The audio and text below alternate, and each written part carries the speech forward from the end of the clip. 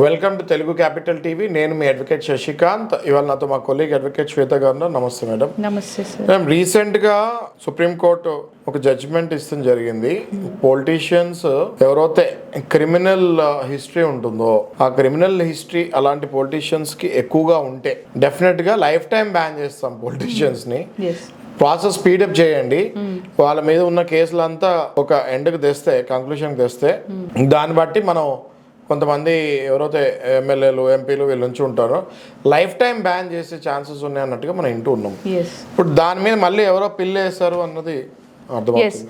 పిల్లు వేశారు. దానిపైన సుప్రీంకోర్టు ఏమనింది అని అంటే 30 years బ్యాక్ నుంచి ఏవైతే క్రిమినల్ కేసెస్ ఫైల్ అయినాయో పొలిటీషియన్స్ మీద అవి స్పీడప్ చేసి దానికి ఒక స్పీడీ ట్రయల్ పెట్టి ఒకవేళ కన్విక్ట్ అయితే usually 2 years or more conviction ఏదైనా ఇంప్రిజన్మెంట్ పడితే వాళ్ళని 6 years వరకు మళ్ళీ ఎలక్షన్స్లో కంటెస్ట్ చేయకుండా వాళ్ళని బ్యాన్ చేస్తున్నారు సార్. అయితే దీని మీద సుప్రీంకోర్టు వీళ్ళపైన లైఫ్ టైం బ్యాన్ పెట్టడం మంచిదేమో అని అభిప్రాయపడినప్పుడు సెంటర్ ఒక అఫిడవిట్ ఫైల్ చేసింది. It is a matter of parliamentary policy. ఎందుకంటే లా మేకింగ్ కూడా పార్లమెంటే చేసేది. సో ఈ ప్లీ ఏదైతే ఉందో supreme court life time ban on convicted politicians అనే దాన్ని మేము వ్యతిరేకిస్తున్నాము అని సెంట్రల్ గవర్నమెంట్ ఫైల్ చేసింది సార్ కోర్టులో, సుప్రీంకోర్టులో.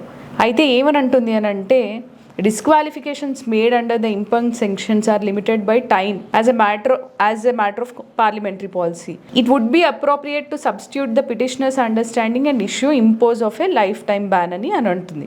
అయితే దీనికి వీళ్ళు ఏమంటున్నారంటే ఇంపోజింగ్ పెనాల్టీ, ఏదైనా పెనాల్టీ మనం వేరే వాళ్ళ మీద వేస్తున్నాము అని అంటే దానికి బ్యాలెన్స్ అనేది ఉండాలి, considering the principles of proportionality and reasonability.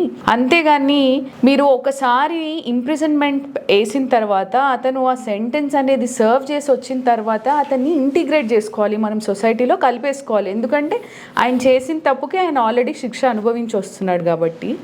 అంతేగాని లైఫ్ టైం బ్యాన్ అనేది కరెక్ట్ కాదు అని అంటుంది.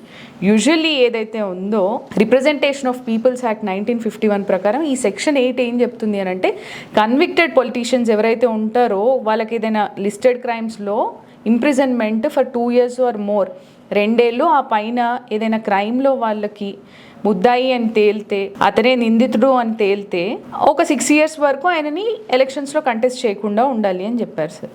And section 9 bars individuals dismissed from government సర్వీస్లో ఉన్న వాళ్ళని కరప్షన్, డిస్లాయల్టీ ఇవన్నీ ఉంటే వాళ్ళని 5 years వరకు కంటెస్ట్ చేయనివ్వరు ఎలక్షన్స్లో. అయితే ఇప్పుడు parliamentary discretion over life time ban parliament చేయాల్సిన బిల్ ఇది.